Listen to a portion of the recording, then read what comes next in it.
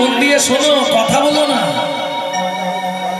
সারা রাত হরিনাম শুনলে, ভালো করে জেনে নাও, সারা রাত হরিনাম শুনলে 25 ভাগ পুণ্য সঞ্চার হয়। হরিভক্তি বিলাসের 773 পৃষ্ঠা থেকে বলছি। হরিবাসরে একটা পান কথা বললে 75 ভাগ মহাপাপ হয়। যার ফলে 2 টাকার পুণ্য কিনতে এসে 10 টাকার পাপ কিনে নিয়ে বাড়ি হয়ে যাবে, তখন আরো সংসারে বেশি অশান্তি আসবে। প্রেম সে বলো চৈতন্য মহাপ্রভু কি জয়। তাহলে সকাল সকাল যেতে। ওমা, এখন যেমন প্রত্যেক গ্রামে গ্রামে স্কুল হয়েছে, তখন তো তা ছিল না।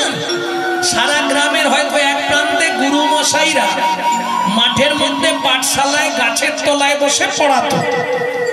জমিদার বাড়ির ছেলে প্রত্যেক দিন পাঠশালায় যায়, আজকেও যাচ্ছিল। যেতে যেতে আসতে এক দাদু মাটির বারান্দায় বসে ভাগবত পড়ছে আর কাঁদছে। ছেলেটা বলছে, দাদু, ও দাদু, তুমি কি পড়ে কাঁদছো? দাদু ভাই, ভাগবত পড়ছি। কাঁদছো কেন? এই জায়গাটা পড়ে কাঁদছি। কি পড়ছো দাদু? অসার কলু সংসার সার হরি পদাম্বুজ। দাদু এর মানে কি?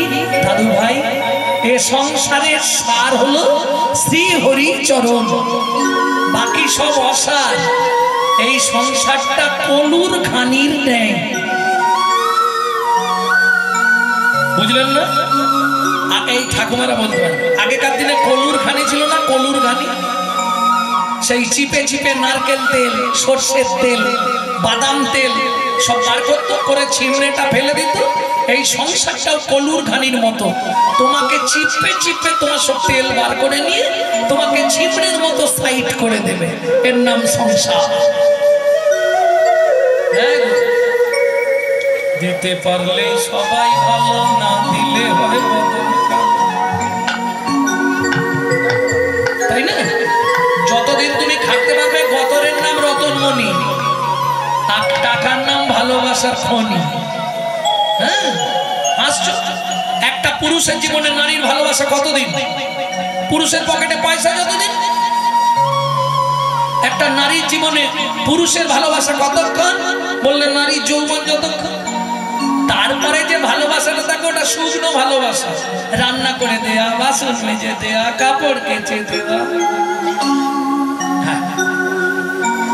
তাহলে সাত হরিচরণ ছেলেটা পাঠশালায় গেছে, আস্তে ছোট ছোট ওই মাঠের মধ্যে গুরুদেবের কাছে পড়াশোনা করেছে। ফেরার সময় ওই যে মগজে কথাটা লেগেছে, এ জীবনের সাত শ্রী হরিচরণ। ঠিক বাড়ির আগে বট গাছের তলায়, আস্তে বট গাছের তলায় জামা, জুতো, বই, ব্যাগ সব রেখে দিয়ে সোজা হাঁটা দিয়েছে বাচ্চাটা। ও মাইরা, বড় পুকুরের ধার, বট গাছের তলা, জামা, জুতো, বই, ব্যাগ যদি পাওয়া যায় তখন সবাই কি ভাববে? জলে ডুবে গেছে।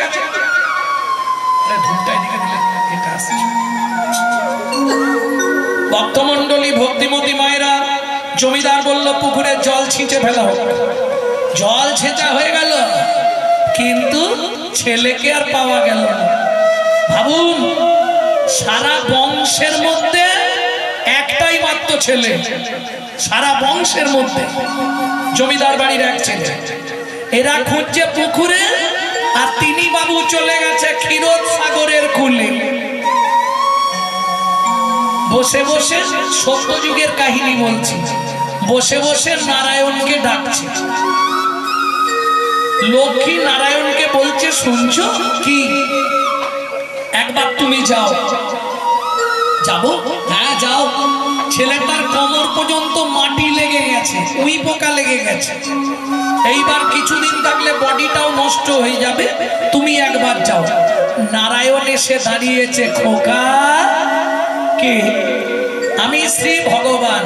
ভগবান এক্ষুনি এসে গেলে? এক্ষুনি নয়, তুমি যেদিন থেকে এসেছো আজ পর্যন্ত 42,000 বৎসর হয়েছে। ও ভগবান, কি করতে এলে? বলে তুমি কি জন্য এত কষ্ট করছো? একটা জিনিস চাইবো বলে। বেশ, কি চাই তোমার বলো, আমি দেব। ভগবান কি যা চাইবো তাই দেবে? হ্যাঁ দেব। আগে তুমি বলো তোমার গোডাউনে কি কি আছে? ও মা, তুমি বলো। তুই বলবি তো যা চাইবি আমি দেবো, তুই কি নিবি বল। বলে দেখো ভগবান, এমন জিনিস চাইবো হয়তো তোমার কাছে নেই, তখন তুমি অপমানে পড়ে যাবে না, ওই জন্য তুমি বলো কি কি দিতে পারবে। ভগবান বলে আমার লক্ষ্মীকে নিবি? তুস, জামা কাপড় খুলে ফেলে রেখে মাকে না বলে পালিয়ে এসছি, আবার মা? ওরে বাবা, সারা পৃথিবীর মালিক হবি? ভগবান তুমি আমার পরিচয় জানো না? আমি মনু বংশে একমাত্র সন্তান, আমার নাম চন্দ্রকান্ত মনু। বেশ মনু, বল কি নিবি? ভগবান মাথা ছুঁয়ে বলো যা চাইবে তাই দেবে। তুই যা চাইবি তাই দেবে। বলে না, মাথা ছুঁয়ে উঠে উঠে বলে আমি যেতে পারবো নি, তোমার যদি দেবার ইচ্ছা হয় তুমি এখানে এসে মাথা ছুঁয়ে বলে যাও। ভগবান বলে জীবনে এরকম ছেলে আমি দেখিনি। ঠিক আছে দাঁড়া, যাচ্ছি। এই মনু, তোর মাথা ছুঁয়ে বলছি, তুই যা চাইবি তোকে তাই দেব দেব দেব। মনু বলে ভগবান তোমার চালাকি বুঝে ফেলেছি। কি বুঝলি? তুমি মাথা ছুলে বললে মনু তুই যা চাইবি, হাতটা তুলে নিয়ে বললে দেব দেব দেব। ভগবান বলে ওরে বাপরে, ঠিক আছে রাখছি। যেই হাত রেখেছে আস্তে, মনু এবার হাতটা চেপে ধরেছে। বল মনু, তুই যা চাইবি তোকে তাই দেব দেব দেব। বল কি নিবি? বল, নিশ্চিন্তে বল। কিরে বলবি তো? দাঁড়াও, তুমি তো একবারই দেবে, দুবার তো নয়, তাহলে চিন্তা ভাবনা কর।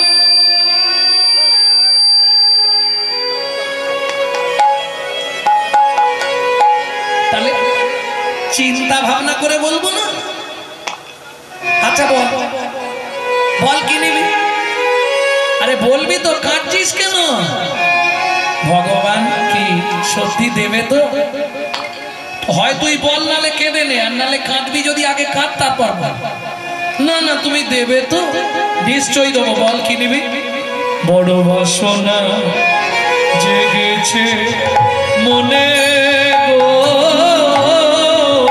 বড় বাসনা জেগেছে মনে গো, বড় বাসনা জেগেছে মনে গো, বড় বাসনা জেগেছে মনে। আমি নপুর হয়ে বাধা রব তব শ্রীচরণে। আমি নূপুর হয়ে বাঁধা রব তবু সে চরণে। আমি নপুর হয়ে বাধা রব তব শ্রীচরণে। আমি নূপুর হয়ে বাঁধা রব তবু সে চরণে। বাসনা জেগেছে মনে গো, বড় বাসনা ও ভগবান, মনে গো, বড় বাসনা জেগেছে মনে। তোমার ওই চরণে নপুর করো। ওই চরণে নূপুর করো। আস্তে আস্তে আস্তে। হ্যাঁ রে মনু, তুই যদি নপুর হবি 10,000 বছর সাধনা করতে পারতিস, আমি তোকে দিয়ে দিতাম। এতদিন সাধনা করলি বলে ভগবান করে ফেলেছি, হবে তো? নিশ্চয়ই হবে। তবে শোন মনু, কি তেতা যুগে তুই আমাকে পাবি না। কেন? এটা তো সত্য, তেতা যুগে পাবি না। কেন পাবো না? আমার তো দুটো চরণ, দুটোই তেতা যুগে বুকিং হয়ে গেছে। ও ভগবান, তেতা যুগে দুটো চরণ কাকে কাকে দিলে? বলে শোন, একটা চরণ দিয়ে পাষাণ অহল্যাকে উদ্ধার করব, আর একটা চরণ দিয়ে মাধব মাঝির কাঠের নৌকা সোনার করব। তেতা যুগে তুই আমার চরণ পাবি না, তবে তারপরে তোকে আমার চরণের নপুর করব। ঠিক আছে, তাই হবে, তুমি যাও। ভগবান চলে গেছে। মনু এবার কাঁদতে শুরু করেছে। যা কাঁদতে শুরু করেছে, মা লক্ষ্মী এসে হাজির। মনু, কি হয়েছে? প্রভু এসেছিল, বর দিয়েছে? দিয়েছে। তা কাঁদছিস কেন? ও মা, খিদে পেয়েছে। ও আচ্ছা।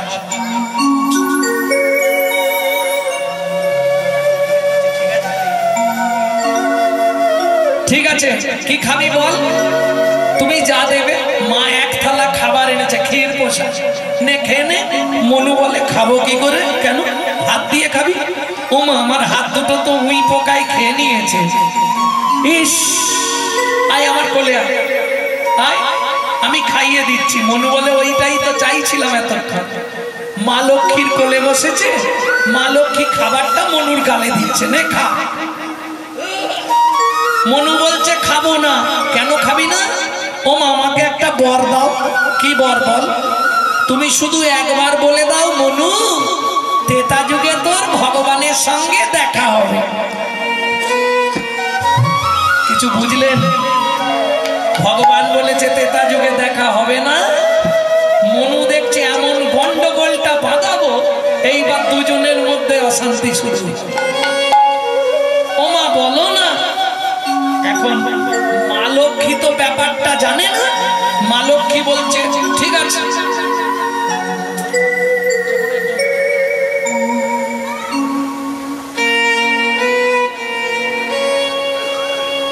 ঠিক আছে, তোর তেতা যুগে ভগবানের সঙ্গে দেখা হবে। হবে তো? নিশ্চয়ই হবে। এইবার খেয়েছে, খেয়ে বলছে মা, হাত তো নেই, তোমাকে প্রণাম করব কি করে? মা লক্ষ্মী বলে দাঁড়া, তোর হাত দুটো ফিরিয়ে দিয়ে। হাত বুলিয়ে দিয়েছে। মনুর যেমন হাত ছিল আবার তেমন হয়েছে। মনু মায়ের চরণে প্রণাম করেছে। শরণাগত দীনার্থায় পরিত্রাণপরায়ণে জয় সর্বগতে দেবী মহালক্ষ্মী নমস্তু। মহালক্ষ্মী নমস্তুতে। সর্বমঙ্গল মঙ্গলে শিবে সর্বার্থ সাধিকে শরণে ত্র্যম্বকে গৌরী নারায়ণী নমো নারায়ণী নমস্তুতে। ওমা, মা কি আশীর্বাদ করলে? তোর মনের ইচ্ছা পূর্ণ। আমার তো একটাই ইচ্ছা, ভগবানের তেতা যুগে ভগবানের সঙ্গে দেখা করব। মনু, আমি বলে দিয়েছি মানে ও এদিক ওদিক হবে না। তেতা যুগে তোর ভগবানের সঙ্গে দেখা হবে, ভগবান তোকে কোলেও নেবে। খুশি তো? খুব খুশি মা, খুব খুশি। তেতা যুগে ভগবান কোলে নেবে আমাকে। হ্যাঁ, বেশ। এইবার মা লক্ষ্মী চলে গেল, সত্যযুগ শেষ হলো।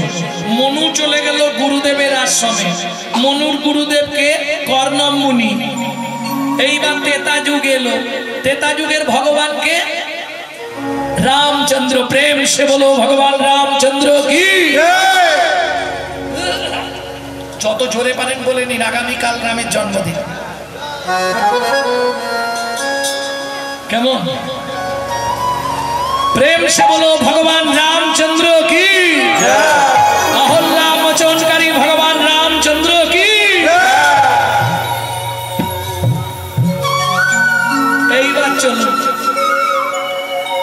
এক সময় রাবণ সীতাকে নিয়ে গেছিল।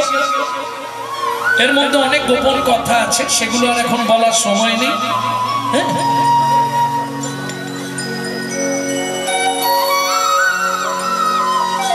অনেকগুলো ইউটিউব হচ্ছে না, সব যদি বেরিয়ে যায় তো মুশকিল হয়ে যাবে।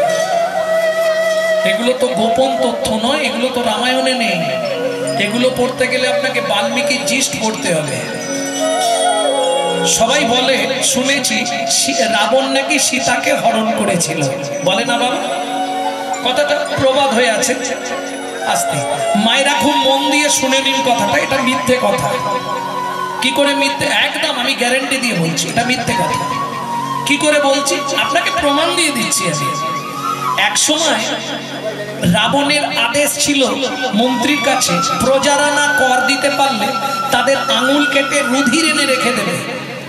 রাবণ বাড়ি ছিল না, ওই রুধির রাখা রুধির খেয়ে মন্দোদরী মনে মনে ভাবলেন আমি আত্মহত্যা করব, কিন্তু দুর্ভাগ্য বিষ মনে করে খেলো, আর ওই খেয়ে মন্দোদরীর গর্ভবতী হলো। রাবণ বাড়িতে নেই, এই যে স্বামী বাড়িতে নেই, স্ত্রী গর্ভবতী, লোকে তো কানাঘুষো করবে, তখন লোহার মুসল দিয়ে মেরে গর্ভটা পাত করালেন। মাটির মেজলা পর্যন্ত, গামলা মাটি, আপনারা কি বলেন ওটাকে? কেউ বলে ডাবা, কেউ বলে নাদা, কেউ বলে চারি, কেউ বলে মেজলা, মালসা, নানা বড়গুলোকে পয়া, এদেশে আমার পয়া। অনেকগুলো ভাষা শেখা গেল এইটার বিষয়ে। পয়া মাটির বড় বড় যে গামলাগুলো, না মাটির যে বড় বড় গামলা, যাই হোক, হতে করে ওই পিণ্ডটা ভাসিয়ে দিল, মাংস পিণ্ডটা গর্ভপাত করে। ভাসতে ভাসতে গিয়ে জল সয়ে সয়ে ডুবে গেল। বসুন্ধরা দেবী বাচ্চাটাকে মানুষ করল।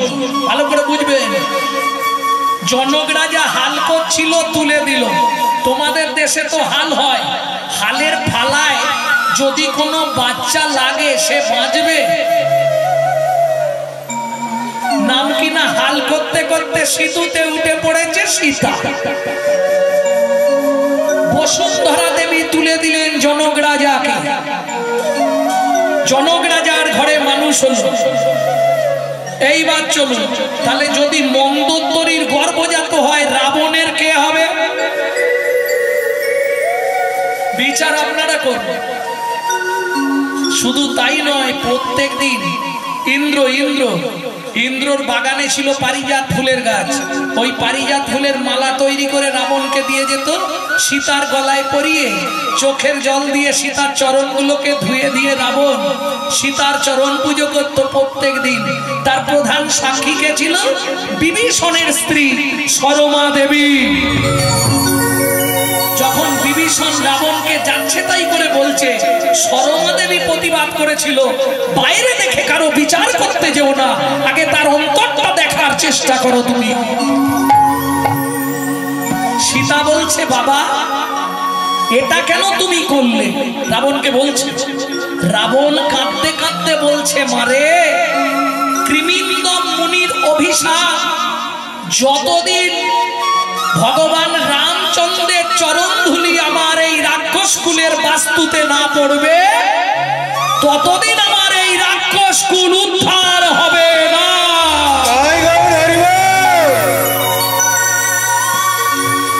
এইবার বুঝে নেওয়া গেল কেন সীতাকে নিয়ে গেছিল, এবং সীতাকে যত্ন সহকারে রেখেছিল অশোক কাননে। তার দেখভাল করার জন্য বিভীষণের স্ত্রী সরমা দেবী সবসময় থাকতো। ভক্তমন্ডলী, ভক্তিমতী মায়েরা, চলুন, রাম লক্ষণ দু ভাই সীতাকে অন্বেষণ করতে বেরিয়েছে। এরা তো আর জানে না। এসে সরযূর তীরে রাম বসেছে। ও মায়েরা, যখন খুব চিন্তায় পড়ে যাই, হাতটা কোথায় দিয়ে বসি?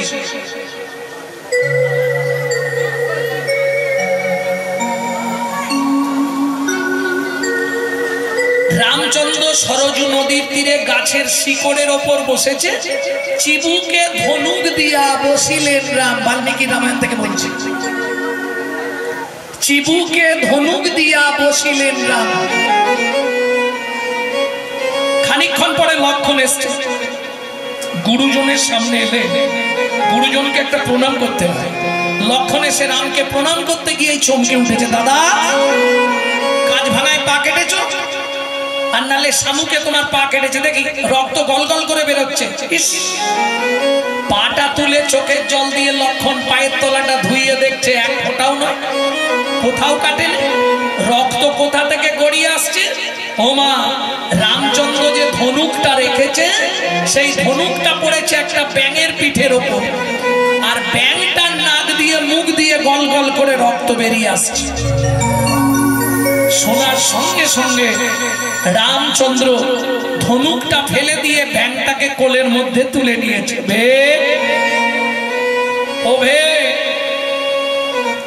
কি রে, ব্যাঙের দেখেছেন অঙ্গে তিনটে দাগ, ওইটা রামচন্দ্রের হাত বোলানোর দাগ। আজও দেখতে পাবেন সোনা ব্যাঙের ওপরে ওই তিনটে দাগ আছে। রামধনুর মতো তিনটে দাগ নেই, এই দাগটা হচ্ছে রামচন্দ্রের দেওয়া। দুজনকে তিনি রামচন্দ্র অবতারে দাগি আসামি করে দিলেন, ব্যাংকে আর কাঠবিড়ালিকে। হ্যাঁ, সেটা আলাদা তত্ত্ব, সে আলোচনা করতে গেলে আজ আর কীর্তন হবে। ভক্তমণ্ডলী, ভক্তিমতী মায়েরা, এইবার ব্যাংকটাকে যখন হাত বুলাচ্ছে, ব্যাংক তো খুব আরামে আছে বসে। রামচন্দ্র বলছে এইবার আরাম খেলি তো, সত্যিটা বল, কি সত্যি? সাপে যখন তোকে ধরে তুই এত কান্না কাঁদিস, আমি যখন ধনুকটা রাখলাম একবারও আওয়াজ করলি না কেন? ভেগ বলছে প্রভু গো, ও প্রভু গো, সাপে যখন আমায় ধরে, সাপে যখন আমায় ধরে, আমি তো তখন তোমাকে ডাকি, আমি তো তখন তোমাকে ডাকি। এখন তুমি বলো না প্রভু, তুমি বলো না প্রভু, তুমি মারলে আমি কাকে জানাবো? তুমি মারলে হরি হরি হরি বল, কাকে জানাবো? ও প্রভু তুমি মারলে আমি কাকে জানাবো? তুমি মারলে আমি কাকে জানাবো? আমায় বলো বলো, ও গো প্রভু। আস্তে একবার আওয়াজ করতে পারতিস যে ভগবান আমার লাগছে কি, তাহলে তো আমি বুঝতে পারতাম। ভেগ বলে প্রভু যদি আওয়াজ করতাম সেদিনের আশা পূরণ হতো না, সেদিনে আশা পূরণ হতো না। রামচন্দ্র বলে হ্যাঁ রে, এইটুকুনি কীট দেহ, কীট দেহ, তোর আবার সেদিনের আশা আর কি? প্রভু তুমি বলেছিলে তেতা যুগে দেখা হবে না, দেখা হবে না। মা লক্ষ্মী বলেছিল দেখাও হবে, প্রভু কোলেও নেবে। দেখাও হবে প্রভু কোলেও নেবে। এই দেখো তোমার সঙ্গে দেখাও হয়ে গেল, তোমার কোলেও উঠে পড়ল। তার মানে তুই সেই মনু বংশের রাজার ছেলে চন্দ্রকান্ত মনু, তুই ব্যাং হলে কি করে? ও ভগবান, সে অনেক কথা। আমার গুরুদেব ছিল কর্ণমুনি, ওনার চরণ সেবা করতে করতে নোক লেগে গেছিল, ঘল ঘল করে পা দিয়ে রক্ত বেরিয়ে গেছে। তখন গুরুদেব রেগে গিয়ে বললে, মনু তুই আমার চরণ থেকে রক্ত স্খলন করলি, যা তুই ভেদ খুলে জন্মাবি আর নাক দিয়ে মুখ দিয়ে রক্ত উঠে মরবি। ও ভগবান তুমি তো সব বোঝো, বলো আমার সেদিন কিন্তু কোনো দোষ ছিল না, কখন লেগে গেছে নিজেই বুঝতে পারিনি। গুরুদেব বিনা দোষে আমাকে অভিশাপ দিল। তখন আমি গুরুদেবের চরণে পড়লাম, পড়ে কান্না করলাম। গুরুদেব মাথায় হাত বুলিয়ে বললে, মনু গুরু বাক্য তো মিথ্যে হবে না, তুই ব্যাং হয়ে জন্মাবি, নাক দিয়ে মুখ দিয়ে রক্ত উঠে মরবি, তবে আমি একটা আশীর্বাদ করে দিচ্ছি। কি? ভগবানের হাতে তোর মৃত্যু হবে, ভগবানের হাতে তোর মৃত্যু হবে। মনুরে তোকে আশীর্বাদ করলাম, ভগবানের রাতে তোর মৃত্যু হবে। মনুরে তোকে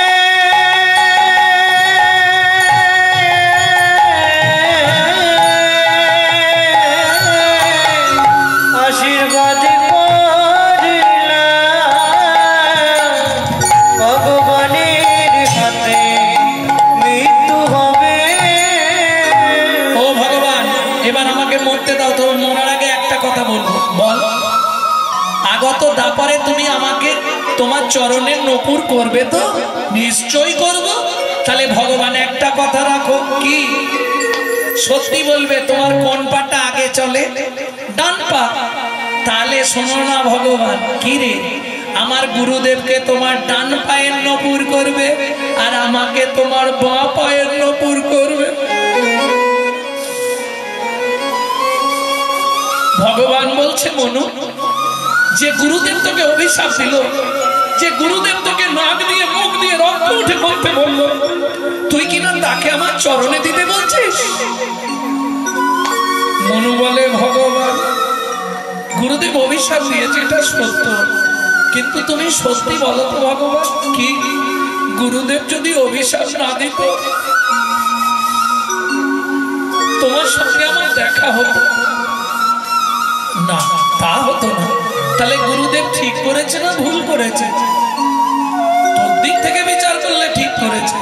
ও ভগবান, তার জন্য তুই গুরুদেবকে অন্য কিছু দিবি, আমার চরণের জায়গাটা তোর জায়গা তাকে দিয়ে দিবি? মনু বলে ভগবান, তোমার বুদ্ধি নাই কেন? কেন বুদ্ধি নাই? শোন না, আমার বুদ্ধি নাই না। বলে কেন? শোনো, তোমার ডান পা আগে চলে। আমার গুরুদেবকে ডান পায়ের নপুর করতে বললাম কেন জানো? যার গুরু সামনে থাকে তার কি থাকে, গুরু সামনে থাকে তার ভয় কি থাকে। বলে শোনো শোনো,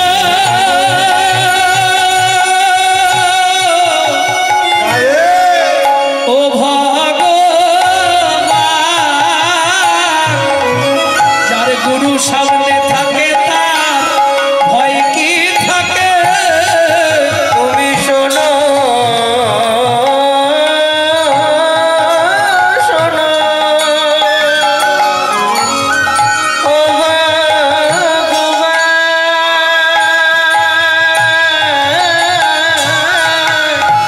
যার গুরু সামনে থাকে তার ভয় কি থাকে।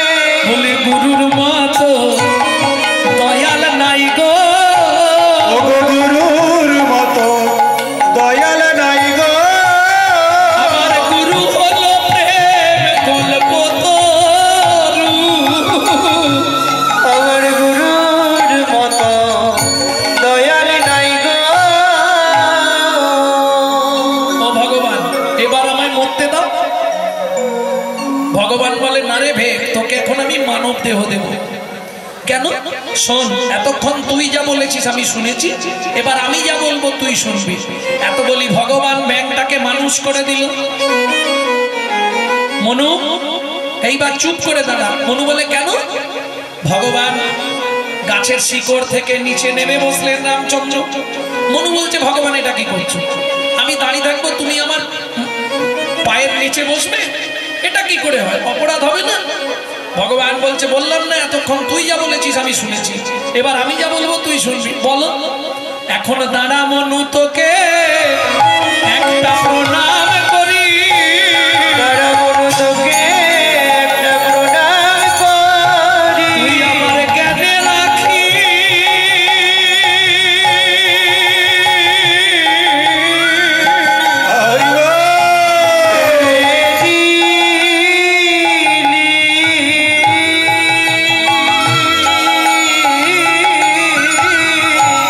তারা মনু তোকে প্রণাম করি।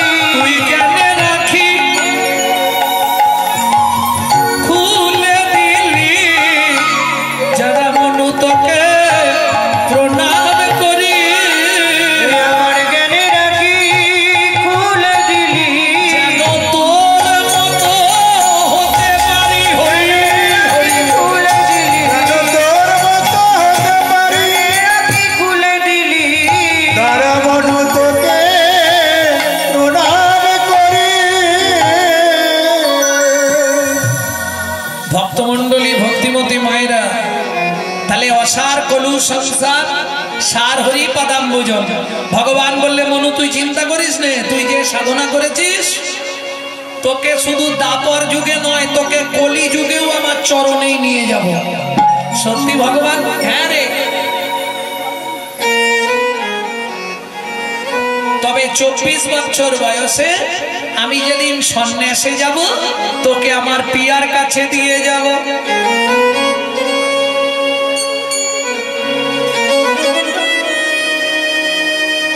আমার পিয়া যখন হা গৌর প্রাণ গৌর বলে কাঁদবে ও মনু, তখন তুই আমার একটা উপকার করিস কি, তাকে কৃষ্ণ কৃষ্ণ নাম শোধাইবি, কৃষ্ণ কৃষ্ণ নাম শোধাইবি, কৃষ্ণ কৃষ্ণ নাম শোধাইবি, কৃষ্ণ কৃষ্ণ নাম শোধাইবি, যেন গৌর বলে কাঁদে না রে, কৃষ্ণ কৃষ্ণ নাম শোধাইবি, যেন গৌর বলে কাঁদে না রে, কৃষ্ণ কৃষ্ণ নাম শোধাইবি। বুঝে নেওয়া গেল? তাহলে সময় থাকতে ফিরে যাই ভালো। আজু মাঠে আমাদেরও বিলম্ব দেখিয়া, আজু মাঠে আমাদের বিলম্ব দেখিয়া, আরে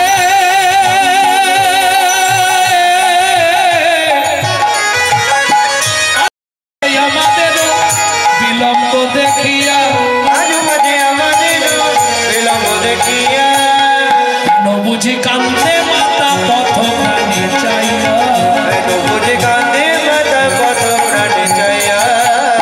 এই শ্রীরাম, মা কাঁদানো ভালো নয় রে, মা কাঁদানো ভালো নয় রে, মা কাঁদানো ভালো নয় রে, মা কাঁদানো ভালো নয় বলি রে, মা কাঁদিলে জগৎ কাঁদবে, মা কাঁদানো ভালো নয় রে। মা কাঁদালে জগৎ কাঁদবে, মা কাঁদানো ভালো নয় রে।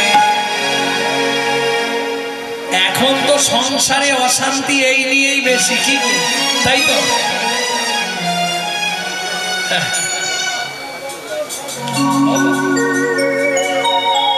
ভক্তমণ্ডলী, ভক্তিমতী মায়েরা, এখনকার সংসারের অশান্তি কি নিয়ে? তবে বর্তমান কলিযুগে মা কাঁদানো ভালো নয় এটা বলা যাবে না, কিন্তু এখন বলতে হবে বউ কাঁদানো ভালো নয়। হরি বল। ঝগড়া বাঁধলেই মোটামুটি মায়েদের একটাই কথা, মুখ সামলে কথা বলবে, আমি এমনি এসেছি, তুমি দোস্তুর মতো আমাকে বিয়ে করে এনেছ, কি বলনি? কিরম ঘাড় নাড়তেছে দেখো।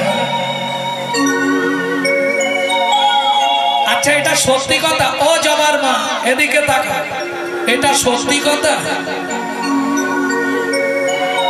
সত্যি কি পুরুষ নারীকে বিয়ে করে না নারী পুরুষকে বিয়ে করে? কোনটা প্রমাণ করে দেবো? এই দেখেন, পুরুষ বিয়ে করতে যায়, এটা সত্যি।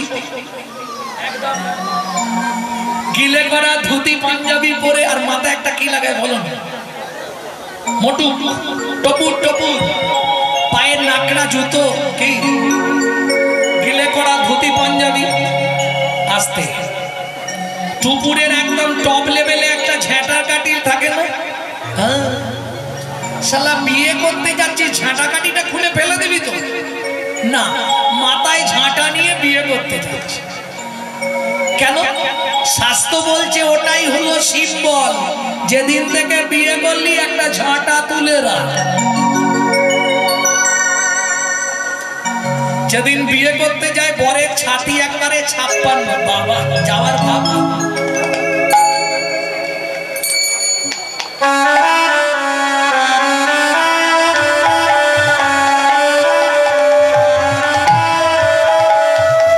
আর একবারে মেয়েরা তো বর এসে গেছে বললে একবার হয়, কি যে যে হুড়ু জুড়ে বাবা, ওরে বর এসেছে রে, বর এসেছে রে, আসতে এ পার্টি গিয়ে চুপচাপ যেখানটায় দাঁড়াবো, ওটাকে আপনাদের দেশে কি বলে? ছাদ না তলা, তোমরা কি বলো? ওইখানটায় গিয়ে গো বেচারার মতো চুপ করে দাঁড়িয়ে। এইবার মেয়েটা লোকের কোলে করে পিড়ির মধ্যে বসে এলো, পান পাতা চাপা দিয়ে, এসে কবার ঘরে তোমাদের দিকে 7 বার কে ঘরে? মেয়েটা।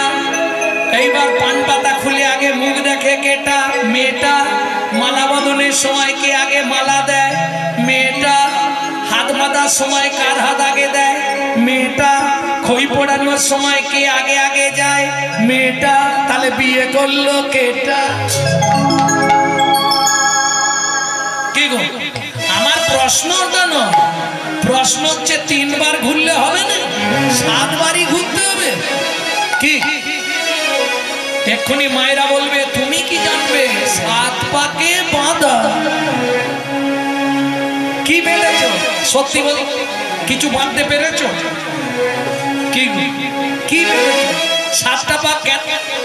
আরে হালকা মেয়ে হলে তবু ঠিক আছে, যেগুলো ভারী ভারী মেয়ে যারা ঘোরায় তারা বুঝতে পারে। সাতটা পাক কিসের জন্য মায়েরা জানেননি, এটা জেনে নিন। সাতটা পাক কেন দেওয়া হয় ওই দিন ভালো করে বুঝে নিন, পুরুষরাও শুনে নাও। তোমরা ভাবো বিয়ে করেছি মানে বউ, না। একটা টাইম 3 ঘন্টা তোমার বউ, বাকি টাইম তোমার বউ নয়।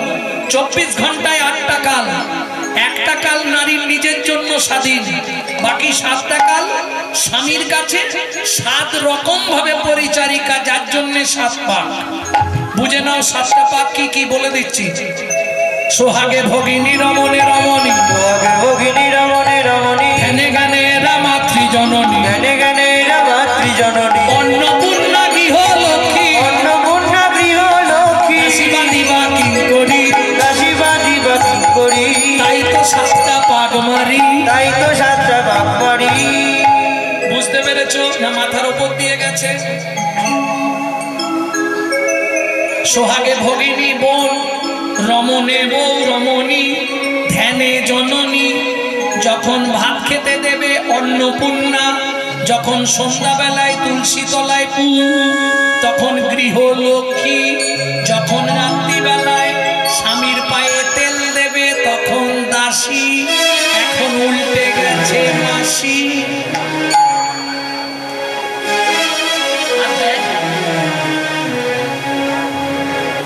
দাদাদের কিরম হাত মারা দেখ বলে হাত দেয়। নিতাই গৌর হরি বল। বাদী, বাদীটা সাধারণত দেখা যায় না, বাদী মানে বিপক্ষ। ওটা দেখতে গেলে গিয়ে বলতে হবে বৌদি কি দাদাকে দেখলাম চম্পার মায়ের সঙ্গে তেঁতুল তলায় গুজগুজ করছে, ব্যাস এইটা বলে দিয়ে তুমি চলে যাও, এবার কুরুক্ষেত্র বেঁধে যাবে। আর এটা নারীদের দোষ নয়, এটা কোথা থেকে এসছে হাসবে পরে। এটা এসছে গোলক বৃন্দাবন থেকে, রাধারানীর কাছ থেকে। যে সময় গোবিন্দ বিরজার কুঞ্জে গেছিল, সখী গিয়ে বলেছে ওই রাধারানীর যে প্রতিহিংসাটা নারীদের মধ্যে চলে এসছে। ভেঙে আর বললাম না, বলতে গেলে অনেকটা তথ্য।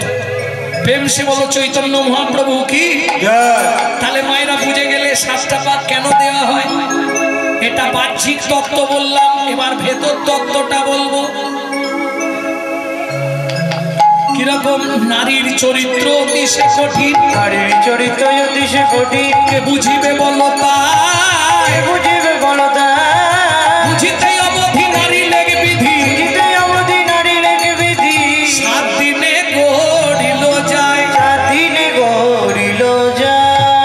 কান খুলে শোনো, একটা পুরুষ সৃষ্টি করতে বিধাতার সময় লেগেছিল 1 দিন 1 রাত। একটা নারী সৃষ্টি করতে বিধাতার সময় লেগেছিল 7 দিন 7 রাত। যতবার তৈরি করে ততবার নারী ভেঙে পড়ে, তারপরে ব্রহ্মা সান্দিত ধরে বসে বসে চিন্তা করে তৈরি করে। বুঝে নিয়ে গেল? হ্যাঁ, 7 তত্ত্বে নারী সৃষ্টি হলো। 7 তত্ত্ব কি ছোটবেলায় পড়নি? 1 চন্দ্র 2 পক্ষ, সাথে কি 7টা সমুদ্র, কি কি ব্যাস। লবণ, ইক্ষু, সুরা, সুরপি, দধি, দুগ্ধ, জল। 7 সমুদ্র থেকে 7 কলসি জল নিল, একটা নারীর মধ্যে দিল, তবে নারী সৃষ্টি হলো। বুঝে গিয়েছ? 7 তত্ত্বে নারী সৃষ্টি। তাই তো 7 পাক দিতে হয়, তাই তো বিয়ের রাত্রিতে নারীর কাছে ভর্তি কলসি দেওয়া হয়। ভর্তি কলসি দেওয়া কি তোমাদের এদিকে দেয় না? কলসি একটা ভর্তি করে দেয়? হ্যাঁ, দিতেই হবে, নাহলে ব্যয় হবে। তাহলে বুঝে নিলেন। এইবার পুরুষরা তোমরা আজ থেকে মোটামুটি বুঝে নাও ভালো করে। 7 কলসি জল একটা নারীর মধ্যে আছে। ও যখনই কোনো কেসে হেরে যাবে আর জিততে না পারবে, ও জল ঢালতে শুরু করে দেবে। ওর একটাই অস্ত্র, নারীর জল ঢেলে দেবে। আমি বুঝেছি তুই কেঁদে বললো। ও যখনই কোনো কেসে হেরে যাবে, ব্যাস ও জল ঢালতে শুরু করে দেবে, আর দেরি করবে।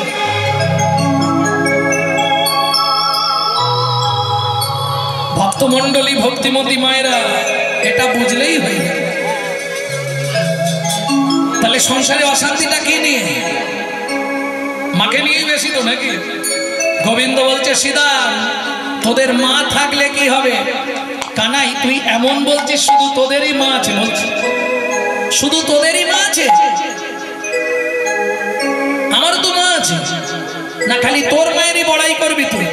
কৃষ্ণ বলছে সীতাম রে তোদের সবার মা থাকতে পারে, তবু আমি গর্ব করে বলতে পারি আমার মায়ের মতো মা কারে ভাই আছে? মায়ের মতো মা কারে ভাই আছে? কেন কেন কেন তোর মা কি করেছে শুনবি সীতা? যে মা সন্তানের লাগি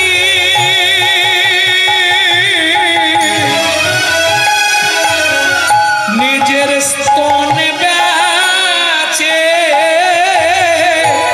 আমার মায়ের মতো মা কারে ভাই আছে?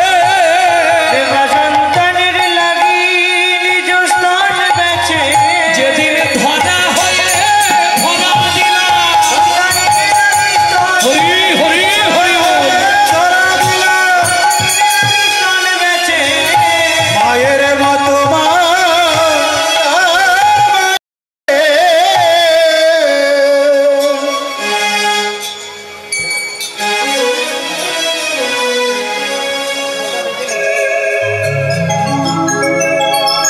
ভক্তমণ্ডলী ভক্তিমতী মায়েরা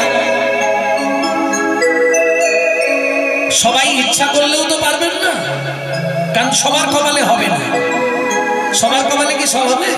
এই যে আপনারা আসনটিতে বসে হরিনাম শুনছেন, ও যাবার মা এই যে আসনটায় বসে হরিনাম শুনছেন, এটা কিসের ফল? পূর্ব পূর্ব জন্মের যদি এক লব সুকৃতি রয়, তবে তার ভাগ্যে এক রাত্রি হরিনাম হয়। সবার কপালে হবে না। গ্রামের সব লোক এসেছে, গ্রামের সব লোক আসতে পারেনি কেন?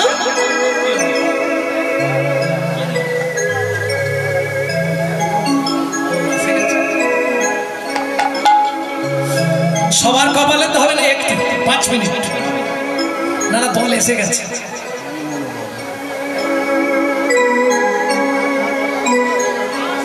দল এসে গেছে।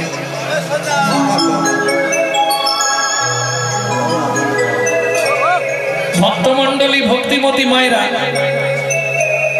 এখন আপনি আমি ভাবলেও তো হবে না। এই যে কমিটি ধরুন, সত্যি কথা বলতে আমাকে যেখান থেকে আসতে হয়, হাওড়া থেকে 20টা স্টেশন দূরে আমার বাড়ি, হাওড়া থেকে 20টা স্টেশন, অতএব রীতিমতো নিচ্ছি এদের থেকে কম নয়, অনেকটাই দূর। এই যে এত বড় প্যান্ডেল, লাইট মাইক জেনারেটর এত বিশাল, যদিও আপনাদের তিল তিল কি পায় হয়েছে, কেউ একা চেষ্টা করলে হবে না। কেন? মহাপ্রভু ভিক্ষা ছাড়া কোনোদিন সেবা নেয় না। অতএব আমার কমিটির বাবারা আপনাদের কাছে ভিক্ষা পাত্র নিয়ে যাবে। কীর্তনিয়ার কাছে কীর্তন শোনার পর আপনাকে দান দক্ষিণা দিতেই হবে, এটা ভাগবতের নির্দেশ। 5টা জায়গায় খালি হাতে যেতে নেই, এটাও শুনে নিন একটা তত্ত্ব। 5টা জায়গায় কোনোদিন খালি হাতে যাবেন না। কোথায় কোথায়? জাত মিত দেবত্ব শ্রী গুরুপাদ পদ্ম শরণ। জাত, কেউ যদি জন্মগ্রহণ করে তাকে দেখতে গেলে খালি হাতে যাবেন না। মৃত, পাড়ায় কেউ মরে গেছে, যদি তাকে দেখতে যান খালি হাতে যাবেন না, তাহলে তার পাপটা আপনার মধ্যে চলে আসবে। এটা ব্রহ্মবৈবর্ত পুরাণে বলা আছে। কি নিয়ে যাবেন? পাড়ার লোককে দেখতে গেলে 2 কাঠি ধূপ জেলে নিয়ে চলে যাবেন, ধূপটা গিয়ে দেখিয়ে দিয়ে চলে আসবেন, খালি হাতে যাবেন না। দেবত্ব, দেবতা দর্শন করতে গেলে খালি হাতে যাবেন না। ভাগবত কীর্তন শুনতে গেলে খালি হাতে যাবেন না। আর গুরুচরণ দর্শন করতে গেলে খালি হাতে যেতে নাই। এই 5টা জায়গায় খালি হাতে যাবেন। অতএব যার যেমন ক্ষমতা ভগবানের সেবার জন্য আমার কমিটির বাবারা যাচ্ছে আপনাদের কাছে, প্রত্যেকে দান করবেন। নিতাই গৌর প্রেমানন্দে হরি বল। হরি হরি বল, হরি বল। এই কানাই তুই বাজা চাঁদ মুখে দিয়াবে নো নাম লইয়া সাবধে নো, চাঁদ মুখ দিয়াবে নো নাম লইয়া সাবধে নো, ডাকিতে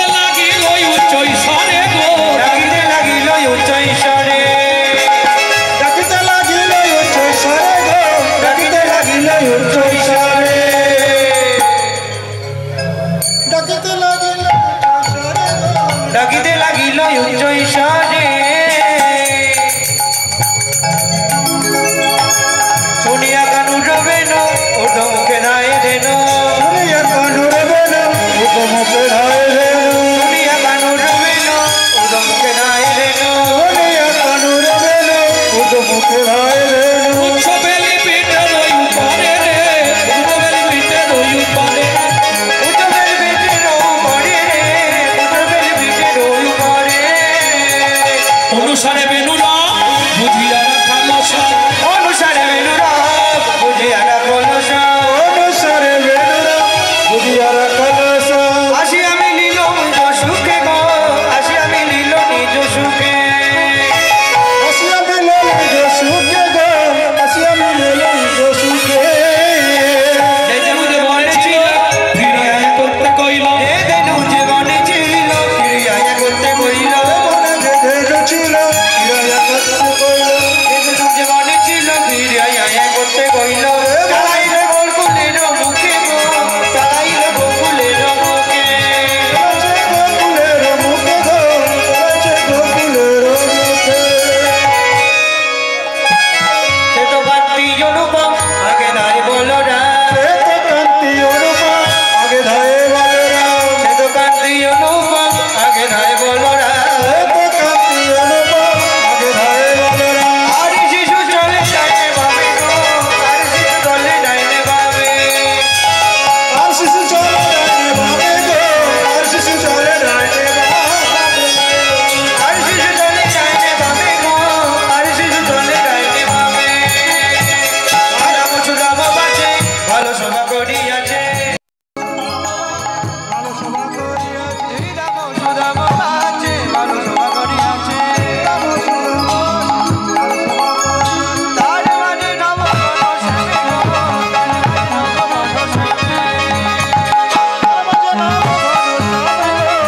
মানে নব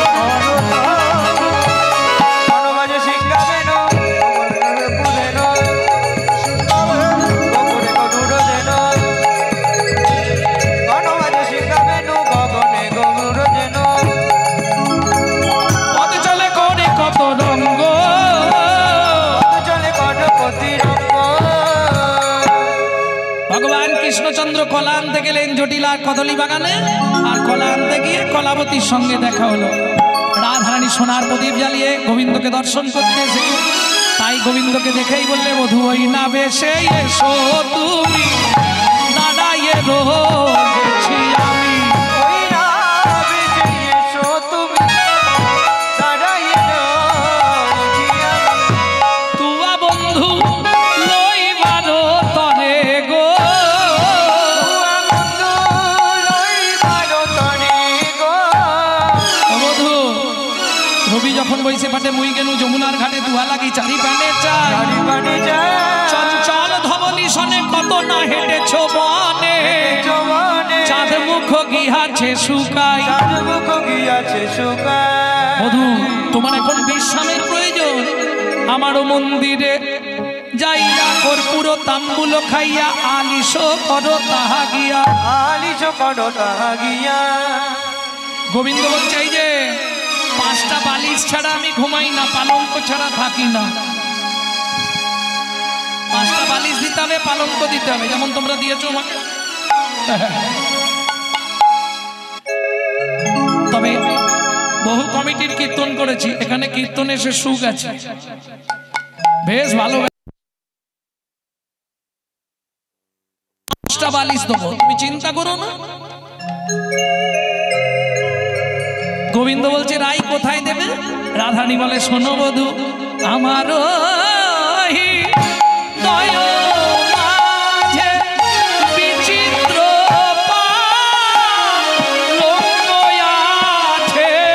আমার কি দয়া মাঝে বিচিত্র পালঙ্ক আছে আশেপাশে রসের বালিশ, তাহাতে শুধিবে তুমি চরণ চাপিব আমি, মিটে যাবে বনের বালিশ। গোবিন্দ বললে রাই আজ আর হবে না, এখন আমি যাই ঘরে, মায়ে যে আরতি করে। এখন যাই ঘরে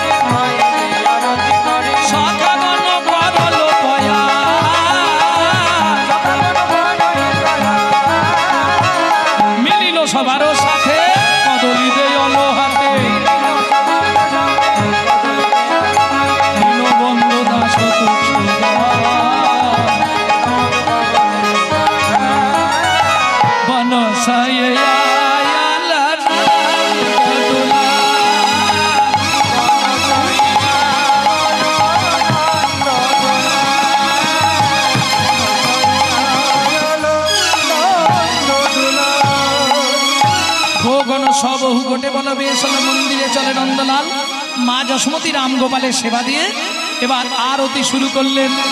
আরতি করে যশোদামাই আলোক মুখ হেরি রে, আরতি করে যশোদামাই